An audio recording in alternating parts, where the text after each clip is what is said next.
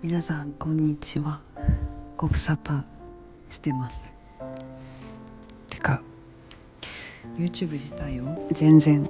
更新してなくて、でもいろいろやってる中でお話しした方が伝えられる部分がたくさんあるかな今はと思って再開しようと思ってます。 YouTube を。すいません、鼻炎とあと騒音すごい車の音とかがするかもしれないけど、はい、ご了承ください。気づいたら2024年が終わってしまいそうで、もう11月っていうところで、1年振り返るとちょっと長くなりすぎるんで夏ぐらいから、たくさん映像が撮ってきた部分があるんですけど、なかなか編集してあげられなかったので、まとめながら見ていけたらなって思います。まず私個人的に変わったこととして、今年は今まではその夫パートナーとして一緒に働いてたんですけど、いろいろ相談して、別々に働くことにして、で今は一旦それぞれの場所でこう仕事をするっていう感じにしてて、どうなることかなと思ったけども、気づいたら1年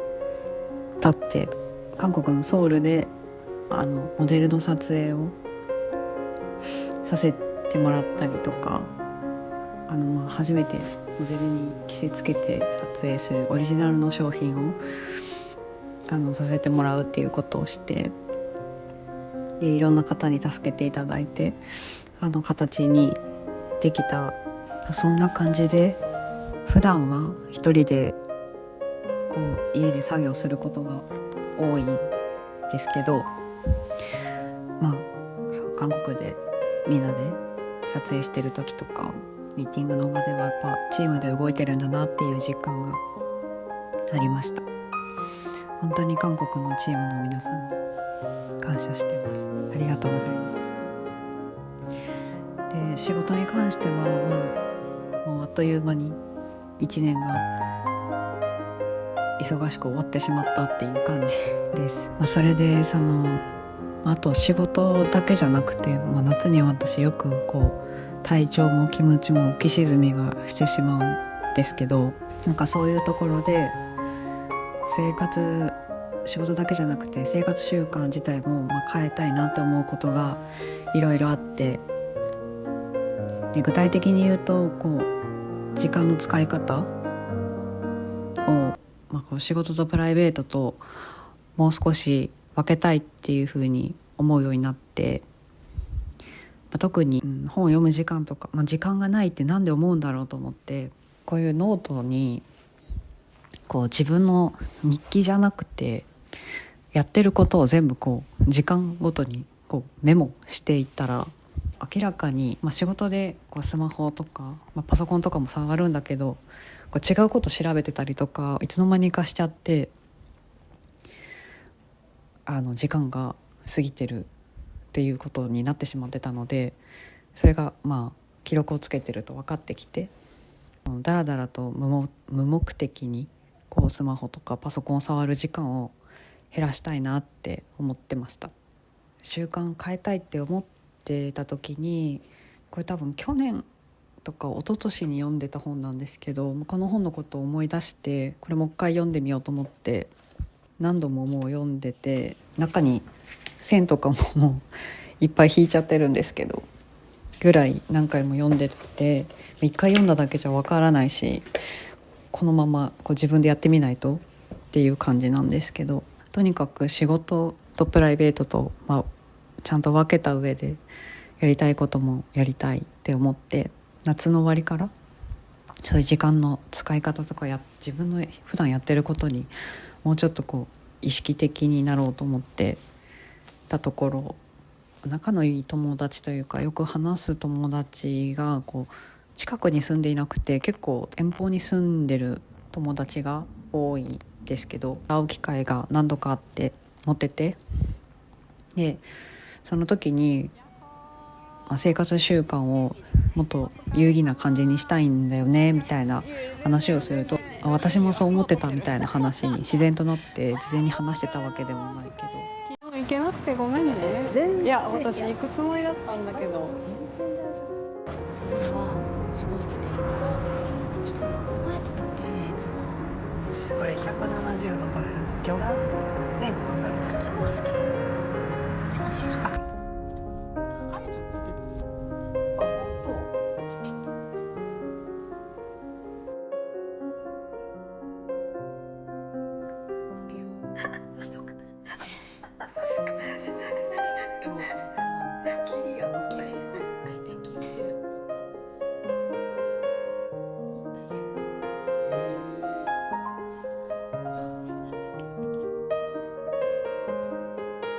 意外と同じ気持ちの人多いのかなみたいな感じに思ってました。この本のことも話したりして、だからスマートフォンを触ってる時間じゃなくて、こうただただ公園に行くとか、ただただ散歩するとかでもいいんですけど、そういう時にこうスマホをその場で見るんじゃなくて、公園に行くんだったら、空をぼーっと見上げるとか、風で葉っぱがゆっと聞くとか、もうそれだけに集中するみたいなことってなんかすごく必要なんじゃないかなっていうふうに思っていて、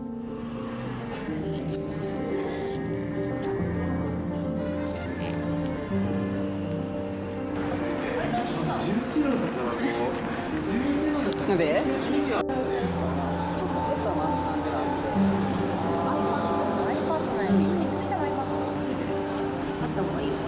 なんかの時にその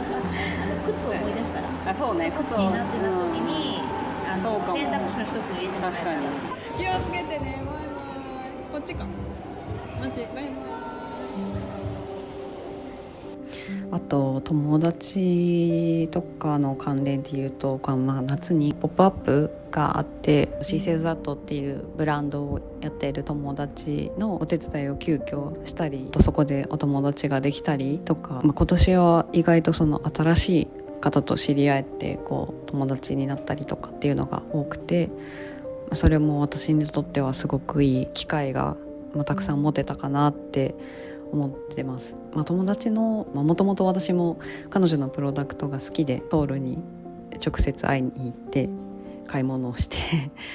そこからお友達になったっていう経緯があるんですけど、それがもう何年前とかすごく前なんですけど、やっぱり直接会うってね、パワーをいろいろもらうことだと思うんですけど、友達のプロジェクトを日本の方にたくさん知ってもらうときに、お客様へのご案内みたいなもので役に立てたらなと思って少しお手伝いをさせてもらう。またこの冬に大阪で同じような機会を12月に大阪であるので、そこで私もお手伝いしに行く予定になっているので、よかったら遊びに来てください。私のイベントではないんですけど友達のイベントで。あとそうですね、11月に私もポイックの自分の企画した商品を皆様に直接見てもらうポップアップができて、もうそこでもたくさんの方に来ていただいてありがたかったですね。やっぱり直接話を聞けるっていうのは私にとってもありがたいし、私が企画した商品に対してレビューいただいているのもすごく読むんですけど、どう役に立ってるのかなとか、どう使っていただいてるのかなとか、どう困ったことが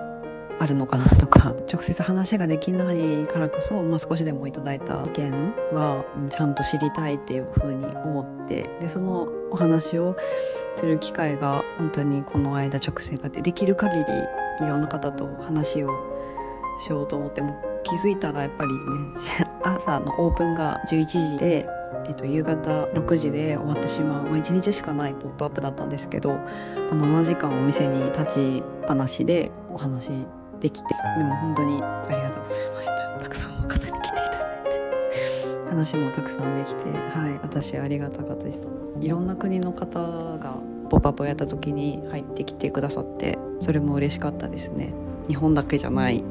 すごくよくねメッセージもいただくんですけど、日本にしか商品とかも発送してないので、今のところいろんな機会が持てたらいいなって思ったイベントでした。とりあえず私の、これ夏から秋まではそんな感じだったんですけど、なんかいろいろ気持ちの浮き沈みもやっぱり夏はこう上がったり下がったりっていう気分とかメンタルの部分では私は結構浮き沈みする方なので、それは今年も結構あって、悩まされた日々が多かったんですけど、スマホを触ってるっていうことは私に悪影響を与える部分も結構あって、それをちょっとどうにかしたいと思って、夜寝る時にスマホはもうリビングに置いていって寝室に持ち込まずに本を読むようにして、そしたら自然に眠くもなるんで、それは結構いい睡眠導入になってるし、あとは本を今年読むのを再開し始めた時はやっぱりすごく集中力なくなってて読みにくかったんですけど、それも結構ずっとスマホ見てるからだなっていうのはあったので、オフラインの電子機器を触らないっていう時間をやっぱりある程度持たないと、仕事でもねずっと使うから、そういう風な機会時間を持てるようにしたいなって思ってます。皆さんのしてる習慣でいいよっていうのがあったらぜひ教えてください。今は一人だから結構誰の目もないので、一日で遊んじゃおうと思ったら遊べちゃうんですけどでもね、残るのは罪悪感しかないから。ということで、私の今の大きなポイントは習慣を見直してるっていうところで、夏にかけていろんなイベントとかに参加していろんな人に会って役に立ててる実感があるから、続けられてるっていうのがあるので、本当に皆さんありがとうございます。来年にかけて住環境とかも大きく変わりそうなので、そういうことも含めて皆さんとシェアできたら嬉しいなって思ってます。あとこの習慣皆さんに報告するような感じでアップデートできたらなって思ってます。それじゃあまた近いうちにお会いしましょう。